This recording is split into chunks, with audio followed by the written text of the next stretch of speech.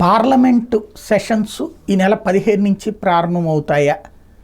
వాస్తవంగా ఇప్పుడు పార్లమెంట్ సభ్యులందరూ ఎన్నికయ్యారు. పాత పార్లమెంట్ క్లోజ్ అయిపోయింది. కొత్త పార్లమెంట్ ప్రారంభించే ముందు ప్రొటెం స్పీకర్ని నియమిస్తారు.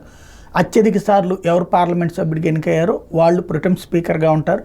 వాళ్ళ ఆధ్వర్యంలో గెలిచినటువంటి అందరినీ కూడా ప్రమాణ స్వీకారం చేపిస్తారు పార్లమెంట్ సభ్యులందరినీ.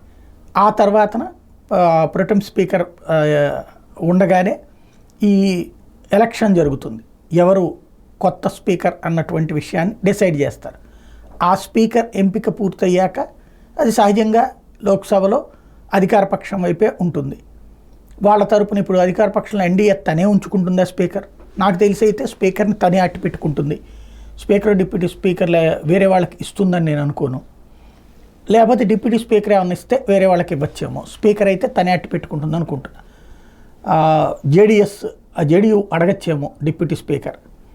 తెలుగుదేశం పార్టీ అప్పుడు జేడీయూకి ఇస్తే తెలుగుదేశం కూడా అడుగుతుంది కాబట్టి అన్న కోణంలో పెడతారా? లేకపోతే జేడీయూని అడగనీయకుండా తెలుగుదేశానికి స్పీకర్ పోస్ట్ ఇస్తారా చూడాలి. లేదా అసలు స్పీకర్ డిప్యూటీ స్పీకర్ తన దగ్గర అట్టి పెట్టుకుంటుందా చూడాలి.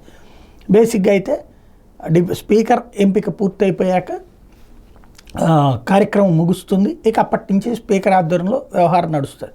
15వ తారీఖు నెల 15వ తారీఖు నుంచి పార్లమెంట్ సెషన్స్ ఆరంభమవుతాయి అన్నటువంటిది తాజాగా ఢిల్లీ సర్కిల్స్లో వినబడుతున్నమాట.